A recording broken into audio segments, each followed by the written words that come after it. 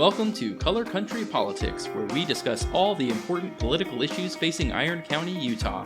Our guests include elected officials and community leaders in or representing Iron County. This is episode 68, A Cure for the Countrytown Blues. Hey everybody, this is Jennie Hendricks. I am here with my very silent partner today, Jesse Harris. We are bringing you another episode of Color Country Politics. We've been gone for a while. There's been a lot going on, but we're back. And we have the most amazing guest for you today. I am so excited. The brand new, newly minted Senior Advisor to the Governor for Rural Affairs. We are going to have a conversation with Stephen Lisonbee today. Stephen, welcome to Color Country Politics. Thank you. Hey, thanks to the both of you for letting me be here. It's just exciting. Thank you. So Stephen has another title. His first position is the Assistant Vice President here at SUU to the Office of Regional Services. So that's his day job. And then his second day job is Senior Advisor to the Governor for Rural Affairs in the newly created Governor Coxs administration's rural office, which has never happened before. So it's kind of a big deal, So Stephen, I'm going to let you just kind of take it away. Tell us, first of all, what is the Governor Coxs's rural office? Why is that important? What do you do? And why should this community care? How is it going to impact our community? Jenny, thanks. I love the latitude here. I think we're going to have some fun. So I'll kind of segment this out into maybe a couple areas. First, let's talk about Governor Coxs, right? His campaign had several promises relative to engaging with rural Utah and ensuring that rural Utah had the support they need to be equal players in the success of Utah as a whole.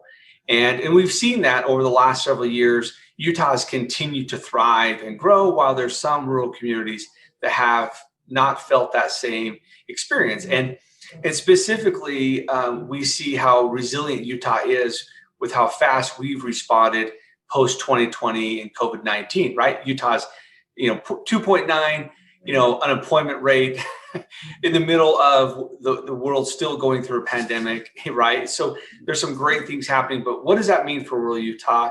And this governor gets it, right? He has been a local leader. He lives and continues to live in rural Utah, and he understands it. And so being able to ensure he had an ability to support rural Utah's voice into his administration was important. So this senior advisor role really has a focus on ensuring, a couple of very key things. One, give rural Utah a voice, represent Utah's rural communities in the governor's cabinet meetings and helping to align those resources with opportunities and raise the profile of rural issues. And that is a lot of fun. And this administration has been so good about that, about coming to the table, innovating together. Already in the first 100 days, we've seen some really big wins with some of these agency heads in the cabinet wanting to work together. So the second thing is the sense of providing convening power. How do you bring rural communities together on important issues so that, my mom always taught me, and Jenny, you know this model well, one stick easily breaks. You put a bunch together, it's hard to break. How do you bring them together, right? The third is engaging with leadership development so that, our local leaders have what they need to be able to innovate and navigate their change and growth, which is happening. The fourth is kind of develop that collaboration, which means we're working alongside other rural champions. There are so many people invested in the success of rural Utah. How do we work with them and help them be their best selves? And then I think the last piece is ensuring support, right? It's really beginning with that question, what are you working on? And ending with, how can we help? And so that's really the approach of the senior advisor position. And in the first 100 days, it's been a lot of fun already to follow that process and see the success we're having. So I'll kind of pause there for a second. It's a little bit about the advisor position. It's been a lot of fun. One thing strikes me, and it never occurred to me before. The very first thing you said is giving rural Utah a voice. Well, everybody says that. We're going to give rural Utah a voice, It never occurred to me that there was never a person from rural Utah sitting at the table in a cabinet meeting. That's a big deal. That's huge. It's a really big deal. And I think the cabinet is very well connected throughout Utah, right? You think about organizations such as UDOT, very well regionally organized. You think about workforce services, located in communities throughout Utah. So there are a lot of agencies that are well connected in there, but there's a lot of layers of administration between that local level and their cabinet member. And so, like I mentioned, what are your plans and how can we help? It's even doing that with cabinet members. We had a great call last night from a cabinet member that said, hey, we've got some plans. We're looking at this. And what do you think? And I said, how can I help? And they said X, Y, and Z. Okay, we're all in. Let me help you lift your voice for rural Utah in addition to, rural Utah's voice. So it's been a lot of fun. That's so great. I'm just in love with that whole concept. That's so fabulous. So, okay, now we know what your role is. And so as sort of the liaison with the governor's office, what does your office do? Why is your office in existence? Why is that important? Yeah, so now we move into this idea that the governor has an office in rural Utah, first of its kind.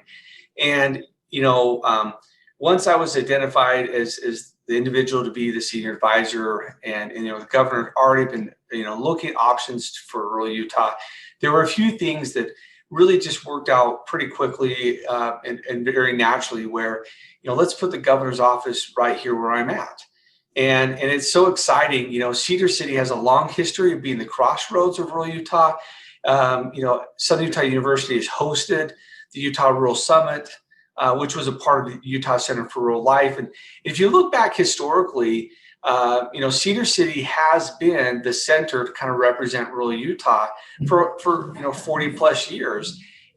Before organizations at a state level had, divisions within the agency that focused on rural Utah, they would lean on, SUU for some of that leadership, right? And so it was natural to kind of have that. So now the governor and lieutenant governor actually have their very own offices here in Cedar City on campus at SUU. And they're here regularly. They have, treat it like their own office. They're having meetings with people or, sometimes Zooming as part of our day. And then, they're out in the community, right? And so from their experiences here, they launch into community engagement experiences. And then when the governor and lieutenant governor aren't here, there are other cabinet members coming here and using this as a place where they can host meetings with community members. So someone from Richfield can come over, or up from St. George or Kanab, and they can have meetings here because now they're in the governor's office. So that's been a lot of fun, right? It's a hosting location.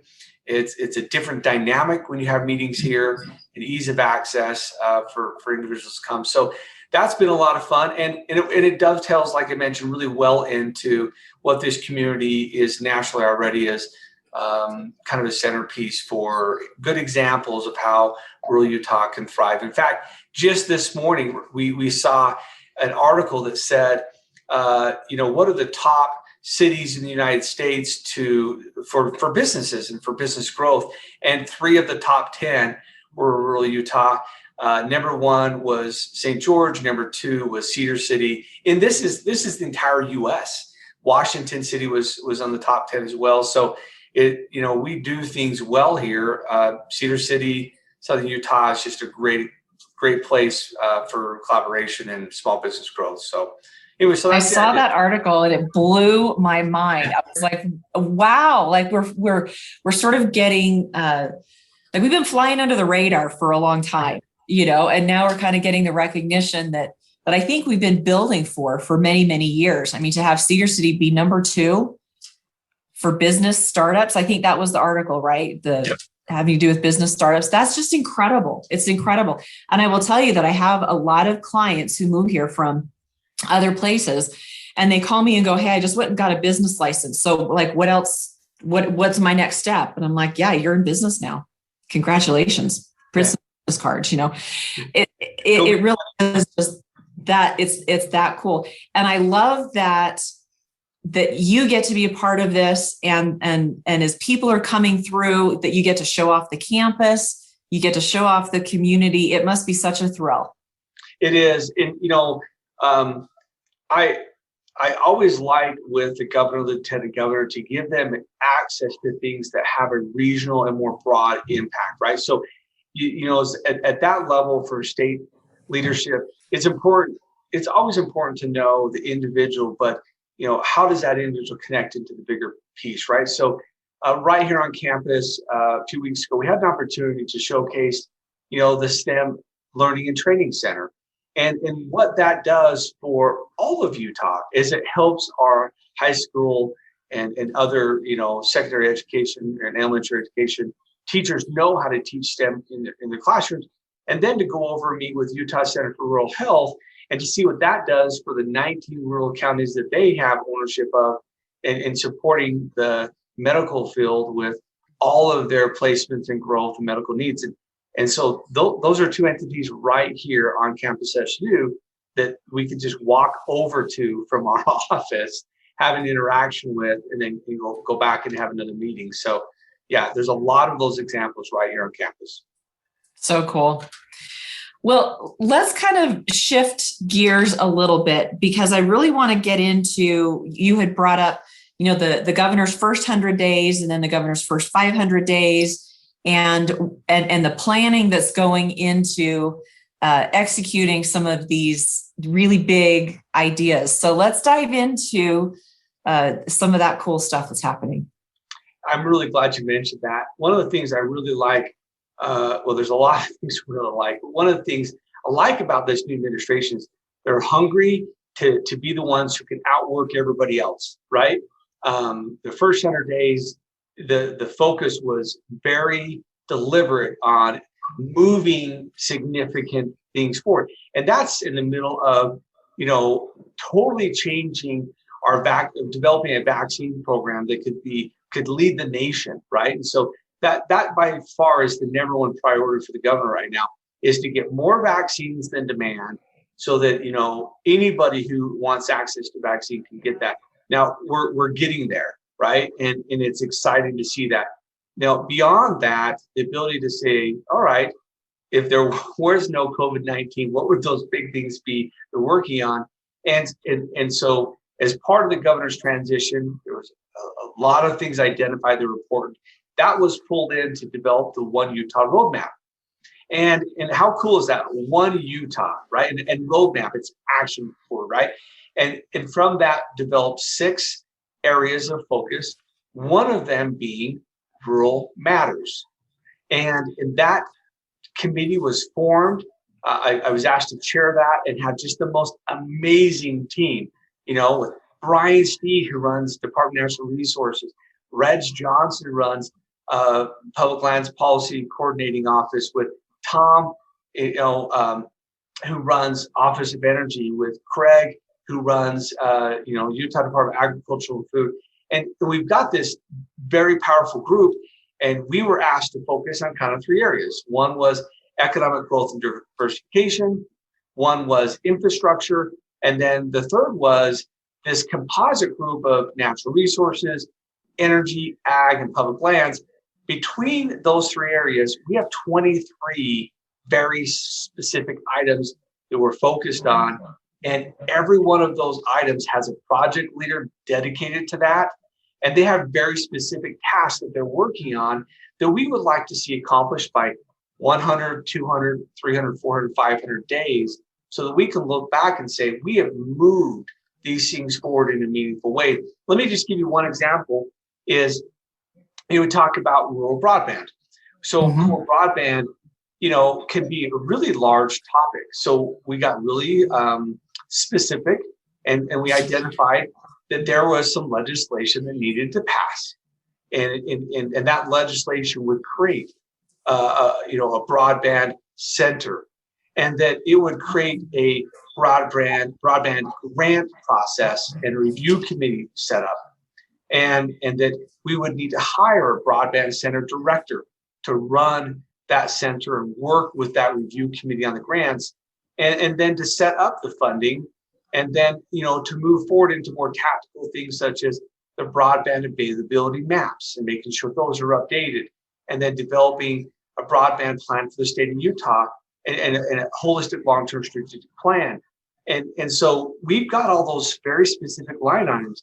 They have project owners, dates, and there's an accountability process for that. So that's a lot of work if you pick 23 items, and that's where we're putting our energy right now. That is so fabulous. I mean, just even that one little specific thing of broadband, especially in, this sort of age of COVID, where people have really shifted to learning at home, working at home, doing a lot of this stuff at home.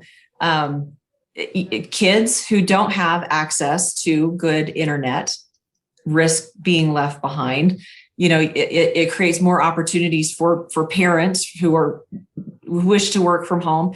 And I will tell you that that's a big, big deal for people who are coming into this area, not just our local people, but people who are looking to relocate themselves and relocate their businesses. That's a question that I get asked almost every single day, is how is the internet in whatever particular location? So, I mean, if you've got 23 of those, and just that one item could have such a huge impact on rural communities and really level the playing field for people who live in rural communities. That you're right on target with the approach. I mean, the Rural Matters team is the infrastructure is all about setting up the framework. One of the reasons why Utah is having so much success right now, beyond Utah just having the best citizens in the world, right? I mean, it's just who we are, right? It's in our blood. But we have always had really good leadership, both in the legislative body, the executive side, great governors with great vision. And they've always mapped 20, 40 years out and said, we anticipate growth and this is what we'll need. We're going to set funding in place. We're going to set infrastructure projects as a priority. And so we need to do the same thing today for our future, right? I mean, we're expected to behave like the leaders of the past. And so, those things are important. And we know that some of those include water, use of land, energy, resources. I mean, there's a lot of those. And so some of these projects are taking a lot of partners to come together and think about how they move them forward. So it's exciting. In fact, right here in Iron County, the Lake Powell pipeline, that's a big discussion for this community. Mm-hmm. And we know water is a really big deal. And, we have a great plan in place here in the community, but the Lake Powell pipeline is a part of that plan. And so, making sure at the state level, we are supportive of those key plans, and we're helping work with the local leaders on those plans to do what I kind of mentioned, right? What are plans and how can we help? That's what this Rural Matters plan is, kind of the approach on it. So, water obviously is a huge deal. And so if we've got a voice in the governor's office talking about water, that's something that will make or break this community, is how we manage our water resources.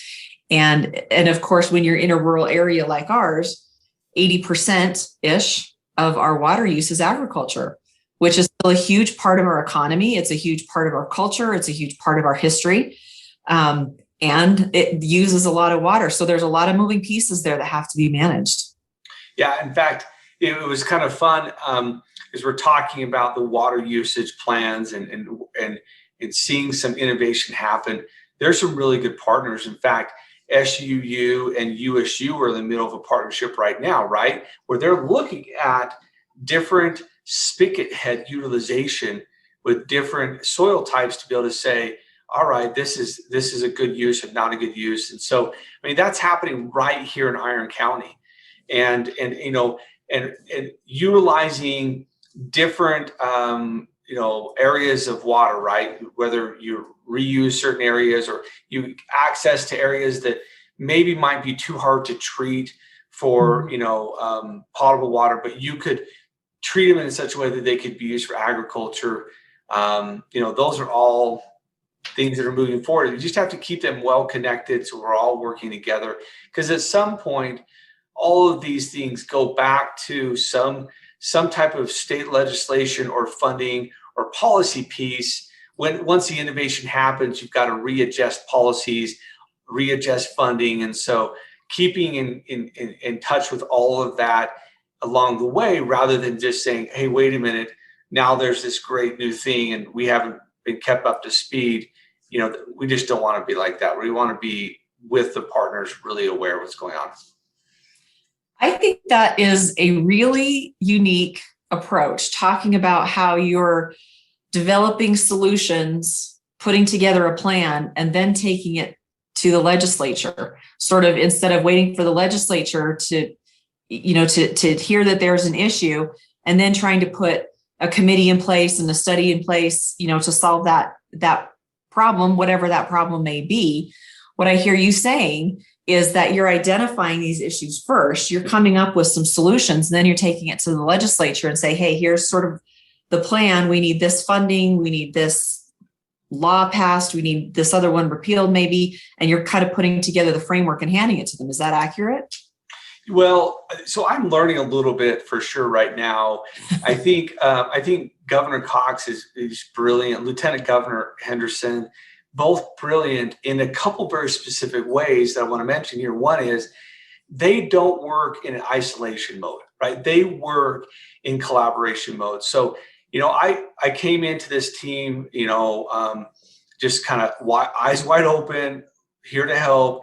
And I saw just the most amazing experience happen with this legislative session where, the governor and lieutenant governor were working with legislative leadership before they ever put out the governor's budget recommendations. They were well in sync, at least from my perspective, on their goals. And so, legislative leadership, governor's office, lieutenant governor's office, seem to be really working well to say these are all priorities. And the second thing is, a lot of these state agencies that report to the governor, they're administering federal funds, state funds, and they're being responsive to policy that the legislators make or the constituents want. So they're all very well connected together. And so the more we can be responsive, and accountable on the agency side and say,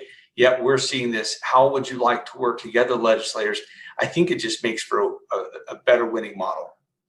No, I agree. And I've heard from several legislators and lobbyists that this was really a unique session, not just because of COVID, but with the new administration and the collaboration. I've heard that it was really quite interesting. So that's cool. Well, and I'll offer two thoughts that from my perspective are unique. One, I started hearing, halfway through the session that there's some rural fatigue, right? People are using that word, rural fatigue. And I just smiled and and rural Utah's been feeling that for a lot of years, so it's okay, right? But we had to be sensitive. I mean, the governor's budget had over $300 million identified for areas that would be almost mainly, coming into rural Utah.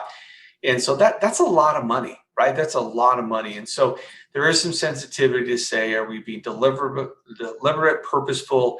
Are we really working well together? And I was really proud of the legislative body this year. They recognized those key things to support. They recognized the things that were necessary, that were long-term. There were some great investment things that happened. But let me transition real quick into kind of a unique thing that I think my role has been kind of fun to see, right? So in partnership with the legislative body. So the legislative body recognized the need to trust and engage county leadership with their own innovation. And so, 2 sessions ago, we saw the Rural County Grant Program begin.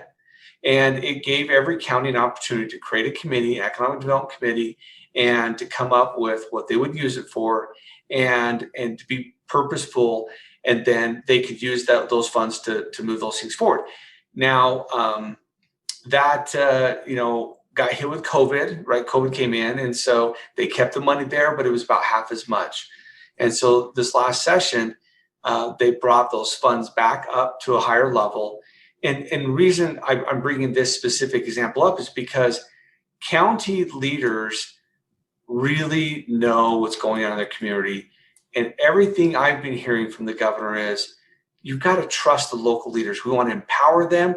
We want to support them, reinforce them. If there's opportunities for us to buoy them up by helping them feel more confident with professional development and other things, let's do that. But we really don't want to be in the way of running their business. But so then what we do is I sit down with the county commissioners and say, what are your plans and how can we help? And they'll say, these are our priorities. And I'll say, great. Are you aware of this the Rural County Grant Program and how that could help? And some of them aren't, some connect. And then it's like, wait a minute, these are your problems. The legislative body has, governor, given you the tools to solve them locally. If you're missing players to help you with that facilitation, we'll then bring them in to help you, right? Different agencies that have some subject matter expertise in their agency or technical assistance to guide the county, and then we bring them in. And that's been really fun. And I think if you talk to most counties, they're seeing a great level of success with all those programs. And we've seen it right here in our county. Right. So we put that towards 3 things last year: the Business Innovation Center, Iron Leaders Academy, and moving, the inland port concept forward with Port 15. $30,000 in each one of those has moved each one of those significantly forward. And so, those are some good examples of legislative bodies trusting locally. The governor put that in his budget because he believes in supporting local, and then we just kind of support the model. So that's been a fun experience. That's absolutely brilliant. And I've always said, I don't care who you are, the people with the most knowledge are the people with the boots on the ground. They're the ones that are living it every single day and dealing with the issues. I gotta say, I'm so excited about that Port 15 project. Like we'll take that all day long, That's right. So let me kind of take us in a more economic direction. You had talked about one of the sort of pillars of this Rural Matters planning is economic diversity and economic development. So just talk a little bit about what's happening there and how this community is going to be able to benefit from that. I love this area. So there's, I think, just 4 key areas that we put on the first 500 days. One was rural broadband, because it has so many impacts, right? Business expansion, individual business growth opportunities, education has been a big benefiter and partner in this process. The second is rural tourism, right? And this is really a conversation around how we evolve the state's tourism marketing and promotion of rural areas that's consistent with our local community priorities, right? And to show some active leadership in developing tourism infrastructure, while still managing kind of that mitigation of tourism impacts that we feel, right? All of it around the side that I did that we need to enhance the quality of life of Utah residents, right? So there's several items with tourism, and we've heard Red Emerald, strategies, destination tourism and some different things that bring people in our community for a little longer, rather than just you're here for the day, use and abuse and you're out, right? But you get to stay and be part of it. So there's a lot of different strategies there. The other one is rural investment programs. So this is really about evaluating and identifying funding increases and expansion opportunities for that investment that supports remote work and entrepreneurialism, right? We know for the heart and blood of rural Utah is an entrepreneurial spirit, right? It's what you're doing right now with what we're participating on this podcast, right? It's creating new experiences and opportunities. And so there's several things in there. Expanding the RCIC grant so that we have more remote co-working innovation centers. It's the rural county grant funding that we talked about. It's red TIF legislation, so rural economic development tax infrastructure, tax investment financing. So it's the idea that we want our businesses to have a tax incentive to grow their business where they're at, right? And if somebody wants to come into Utah, we'll come into rural Utah. So there's a lot of those items. On there includes supporting the executive order number 4, which the governor challenged all of his agencies to move jobs to rural Utah, right? Not only telework, but in person, right? And they're required to report back by July about what their plans are. And then the next one is local control of transient room tax and the ability for local leadership to work hand in hand with the tourism directors to say, how can these funds be used to support a long-term strategy for tourism? And so we went through a legislative process this session. I believe Utah Tourism Industry Association and the Office of Tourism will be working on bringing more people together during the year to come up with some more other solutions. But those are some big ones for rural Utah, right? And mind you, a lot of our natural resources, energy, ag, public lands are in the third section, but relative to that economic growth and diversification, those are the 4 areas we're focused on right now. That's so amazing. Again, I just love that focus on using the people and the resources that are already in place in this area. I mean, you cannot ask for a better tourism director than we've got in Iron County. Maria Twitchell is amazing, and right. And she's got so many good strategies, and she's so well connected with the other directors in the communities around us. And that's one of the things I have found is that this tourism industry leadership, they're very well connected throughout the state and to each other, and it's a fun group to get glimpses in their workings with. Yeah, no, that's it's just such a cool focus to push the dollars and the responsibility and the ownership down to the community level. I think that's a big deal. We haven't necessarily seen at that level before. So what else do we need to know about your office and what you do and how it's helping this community? Well, let me just end with 2 kind of big things. One is making sure we take the approach to say, what are your plans and how can we help? That does a few things. One, it forces the local leadership to have a plan. 2, it forces that local leadership to think about how to execute those plans. And if they need some support, we'll help with it. And one of the ways we're doing that is we created the Utah Rural Leadership Academy. And that's for another discussion. We'll spend a whole time on that. We'll have you come in and participate with the group. But the Utah Rural Leadership Academy is designed around 40 leaders from around Utah in kind of that county level leadership. And they come in and they're able to go through coursework that's very hands-on that gives them the enhanced tools to drive all of their plans forward. And it's exciting because, SU's Community and Professional Development Department is going to be running that in partnership with SU's Masters of Public Administration.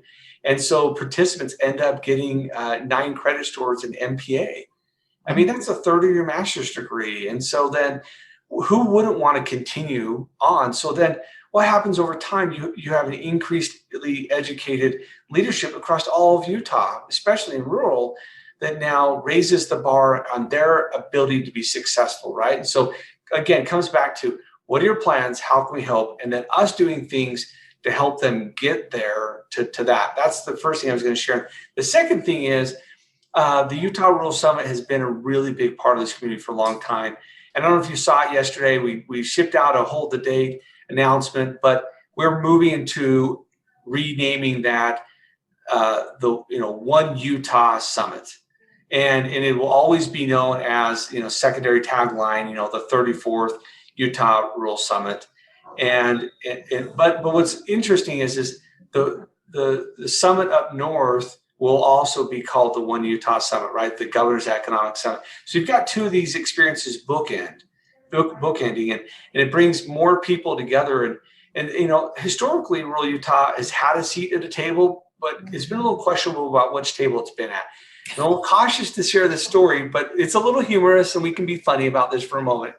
But you've got a family dinners where the young married couples, maybe there's not enough seats at the main table, so they get a really nicely designed card table, and it might be in the piano room.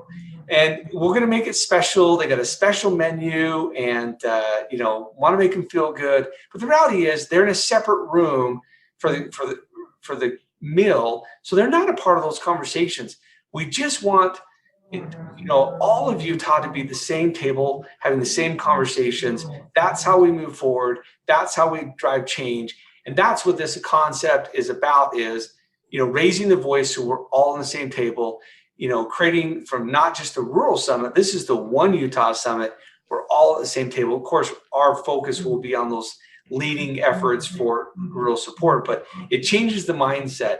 And I think this is going to be with the Coxs Henderson administration, we're going to see that mindset change, and it's going to be a lot of fun. And I'm just really grateful that they've given me a chance to be on the team to help. So it's going to be cool. It is so cool.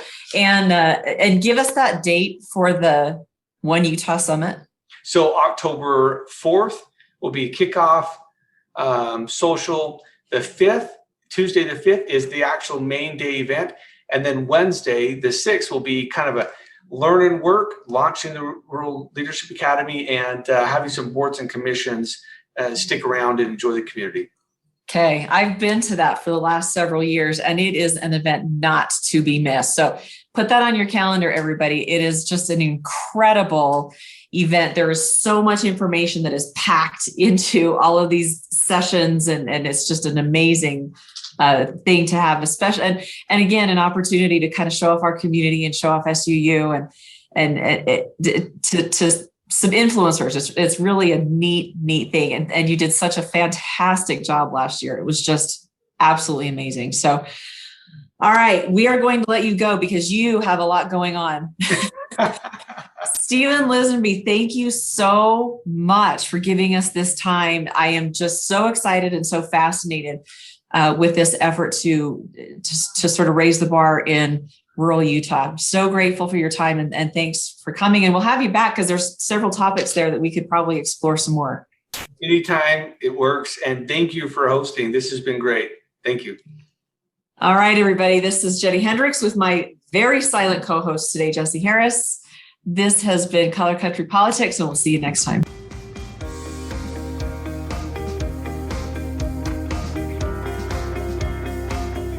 You've been listening to Color Country Politics, a production in cooperation with Utah Politico Hub and graciously sponsored by Century 21 Prestige Realty at 121 North Main Street, Cedar City. Special thanks to Amoeba Crew for use of their song Background Indie Rock, licensed under Creative Commons. Subscribe to our podcast on iTunes, Google Play, or wherever fine podcasts are found. Also, check out our YouTube channel where we post video of our interviews. And don't forget to follow us on Twitter, Facebook, and our website at www.colorcountrypolitics.com.